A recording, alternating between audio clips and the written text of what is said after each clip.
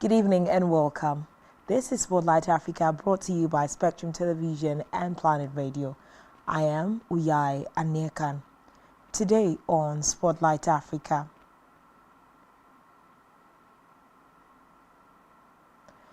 Boakai formally declared winner of Liberia election. President Putin to take part in virtual BRICS summits in Gaza. South Africa calls on ICC to issue arrest warrant for Netanyahu. President William Ruto in Germany to find 200,000 jobs for Kenyans. Plus, Israel recalls its ambassador from South Africa. These stories are all just ahead on Spotlight Africa. Do stay with us.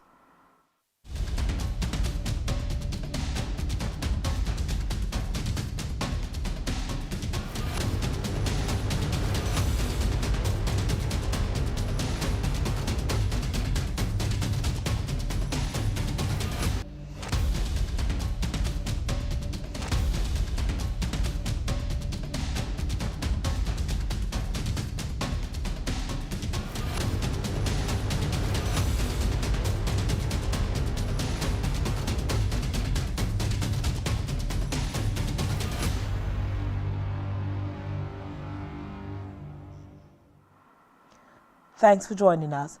First in Spotlight Africa, opposition candidate Joseph Boakai has been formally declared the winner of Liberia's runoff presidential election. Incumbent President George Weah had already conceded on Friday night when Boakai had built an unassailable lead, but not all the votes had been counted. On Monday afternoon, National Elections Commission chairperson Davidetta Brownie announced that the president-elect won after securing 50.64% of the total votes cast, while President George Weah got 49.36%. Meanwhile, Boakai has promised to, in his words, rescue the West African nation and make it a country Liberians could be proud of. He served as vice president in the government of Nobel Peace Laureate Ellen Johnson Sirleaf, who handed over to President Weah in 2018. The 2023 poll was the tightest presidential race since the end of the country's civil war 2 decades ago. In a related development, more than a dozen people were injured and several are feared dead in Liberia after a vehicle rammed into supporters of President-elect Joseph Boakai. The police have described the incident as an accident, but Boakai's Unity Party called it a barbaric act of domestic terrorism. It came just hours after Liberia's electoral body declared him the winner of last week's presidential election. In his concession speech, President George Weah had called for unity. It was a closely fought election with just over 20,000 votes separating the two candidates in the runoff poll. Reports say they were celebrating the official announcement of his victory outside the UP headquarters in the capital, Monrovia. Meanwhile, there are conflicting reports on the time of the incident, but witnesses place it at some point in the 2 hours after 21:00. In another development, Russian President Vladimir Putin will take part in a virtual summit of the BRICS group of nations on Tuesday to discuss the Israel-Hamas war. The meeting will be chaired by South African President Cyril Ramaphosa in the hope of drawing up a common response to the more than 6-week conflict. In addition to Russia, the BRICS group includes Brazil, India, China, and South Africa. South Africa said United Nations Secretary General Antonio Guterres would also take part in the virtual meeting and that it was expected to end with a joint statement. Russia has maintained historically close ties with both Israel and Palestinians, and Putin has said Russia could play a mediating role. Meanwhile, he has criticized the West for allegedly stoking tensions in the region and Israel for its conduct in the conflict. The meeting comes days after leaders from the APEC group, which includes China and the United States, failed to agree on a joint response to the war. Meanwhile, the South African government has called on the International Crime Court (ICC) to issue an arrest warrant for Prime Minister Benjamin Netanyahu by mid-December. Minister in the presidency Kumduzo Neseveni said if the ICC did not do this, it would signal a total failure of global governance. Israel says it is defending itself following the 7 October attack by Hamas, which saw 1,200 people killed and more than 200 taken hostage. It says it is trying to minimize civilian casualties, but Neseveni said the Israeli government was trying to clear most of Gaza of Palestinians and occupy it. South Africa, along with Bangladesh, Bolivia, Comoros, and Djibouti, submitted a referral to the ICC to investigate whether war crimes and crimes against humanity have been committed in Gaza. South Africa has long been a vocal supporter of the Palestinian cause. Meanwhile, the country has announced the withdrawal of its diplomats from Israel and suggested that the position of Israel's ambassador to Pretoria was becoming unattainable. In a related development, Israel has recalled its ambassador in South Africa for consultations, Israel's foreign ministry has reported. It follows the latest South African statements on Israel ministry spokesperson Leo Hyatt said on X without giving specifics. South Africa has been highly critical of Israel's military operation in Gaza. On Monday, it urged the International Criminal Court (ICC) to issue an arrest warrant for Prime Minister Benjamin Netanyahu by mid-December. Minister in the presidency Kumduzo Neseveni said failure to do so would signal a total failure of global governance. Moving away, the South African authorities have warned of a heat wave with higher than average maximum temperatures expected in some parts of the country this week. The Weather Service said heat wave conditions resulting in persistently high temperatures were expected in parts of Eastern Cape, Mpumalanga, Limpopo, Gauteng, and the KwaZulu-Natal provinces. The authorities urged people to take precaution by avoiding exposure to sun and drinking lots of water. Among other measures, reports say the heat wave is a period of hot weather where temperatures are higher than is expected for the time of the year. In Kenya, President William Ruto has said that he is aiming to secure opportunities for Kenyans to find employment in Germany amid a worsening unemployment crisis in his country. He made this known shortly before departing for Europe for a G20 meeting. More than a dozen African leaders are heading to the German capital Berlin to seek economic opportunities, including labor export deals and increased investment in Africa's economy. Chancellor Olaf Scholz, whose recent visit to Africa have included trips to Kenya and Nigeria, has shown interest in boosting investment on the continent, especially in the critical minerals and green energy sectors. This conference, under the heading of G20 Compact with Africa, aims to strengthen economic G20 countries. Former Prime Minister of the Democratic Republic of Congo, Augustin Matata Ponyo, has withdrawn from next month's presidential election. Ponyo said he would now be backing Moise Katumbi, a businessman and former governor of the Katanga region.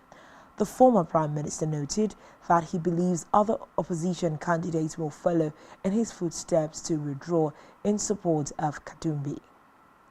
Meanwhile, the Democratic Republic of Congo DRC opposition leader Moise Katumbi has officially launched his campaign for president at a rally in Kisangani 1 month ahead of the election. The 58-year-old businessman has promised to fight graft, create jobs, and reform the country's ailing economy. Katumbi criticized incumbent President Felix Tshisekedi's record in the DRC's volatile East, where the army has been battling M23 rebels and other armed groups. He claimed the president was recruiting foreign mercenaries instead of increasing the salaries of military and the police. Chadian opposition leader urges reconciliation. Stay tuned for details of this and more after this time out.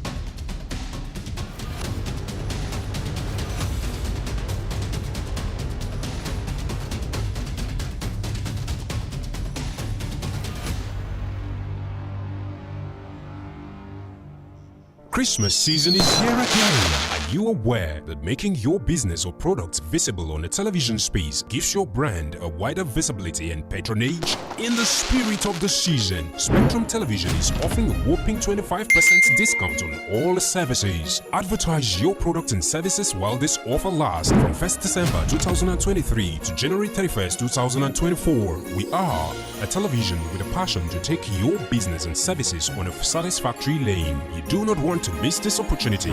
For more enquiries, visit our city office at number 2 Taft Plaza Close off Akaitinen Road, Uyo, Akwa Ibom State, or call the following numbers on your screen.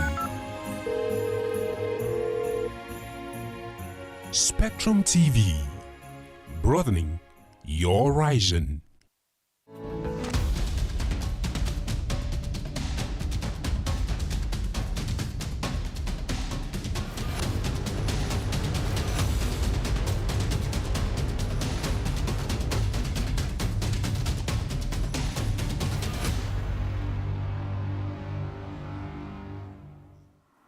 Thanks for staying tuned in now to the rest of the news stories on Spotlight Africa. In Senegal, the party of the jailed Senegalese opposition leader Ousmane Sonko has said it is putting forward an alternative candidate for the presidential election next year. Court rulings have meant that Sonko is unable to run in February. His presidential ambitions suffered a major setback at the weekend after the Supreme Court annulled a lower court's decision ordering his reinstatement on the electoral roll. He has faced a series of legal cases over the past 2 years for charges including libel and rape, which he denies. In July, he was arrested for insurrection and he was struck off the electoral roll, ruling him out of a presidential election next February. Meanwhile, the African Party of Senegal for Work, Ethics and Fraternity, PASTEV, is now proposing its Secretary General, Bassirou Diomaye Faye, to be its flag bearer.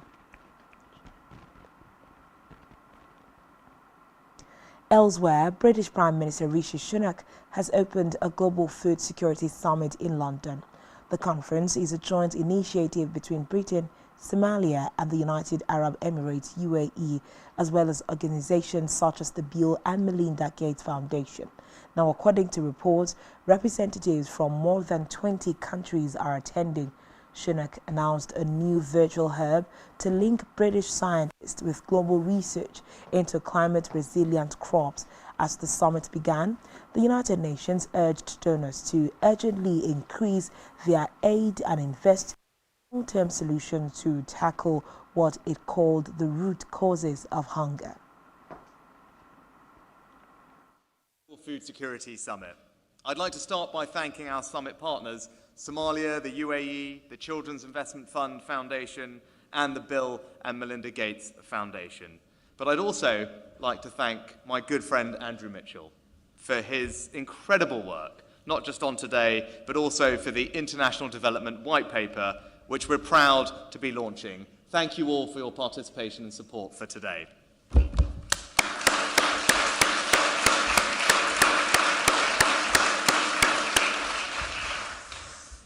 We live in a dangerous world, a time of growing threats, strategic competition and conflict.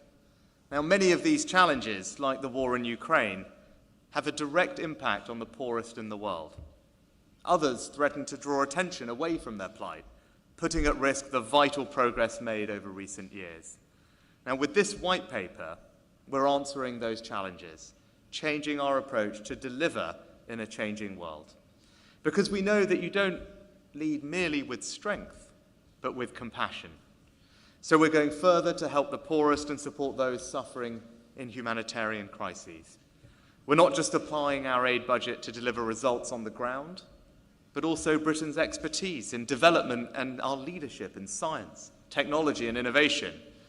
And we'll do all of this not by acting alone or seeking to dictate the way forward, but through building even deeper partnerships around the world based on mutual respect.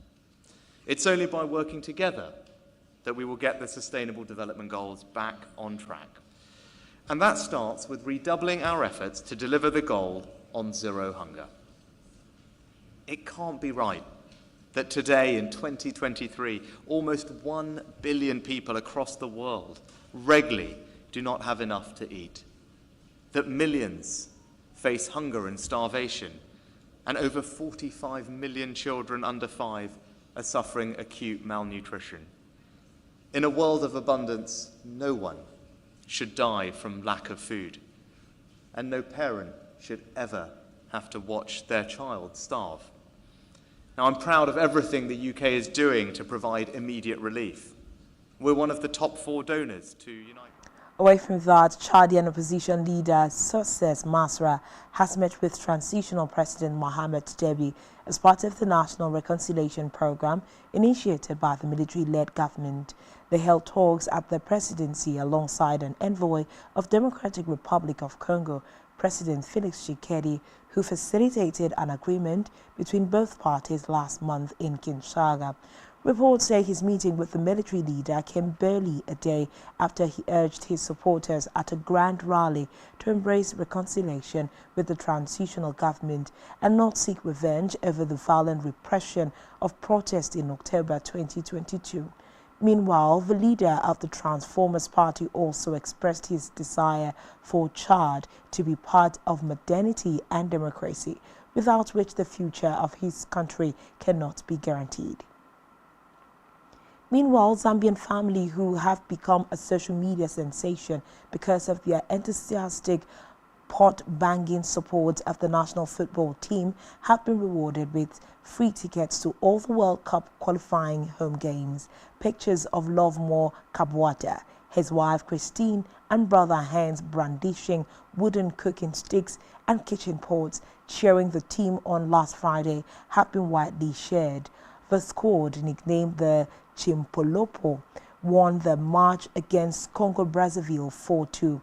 The Football Association of Zambia, FAZ, on Monday invited the family, now known to Zambians as the Mpoto family, meaning the Pot family, to their offices where they announced the free tickets.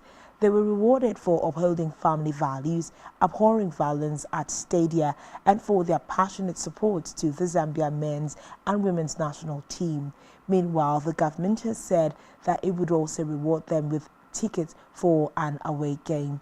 For Lovemore, he said football was all about love, hence supporting the sport with his family. Lastly, today on Spotlight Africa, at least 37 people have died in a stampede during an army recruitment drive at a stadium in Congo-Brazzaville. Reports say some people tried to force their way through Stadium Gate in the capital Brazzaville, causing the stampede. Recall that last week, the army announced plans to recruit about 1,500 people between the ages of 18 and 25. It is unclear how many people were injured in the overnight crush. Meanwhile, a government statement said that a crisis unit has been set up.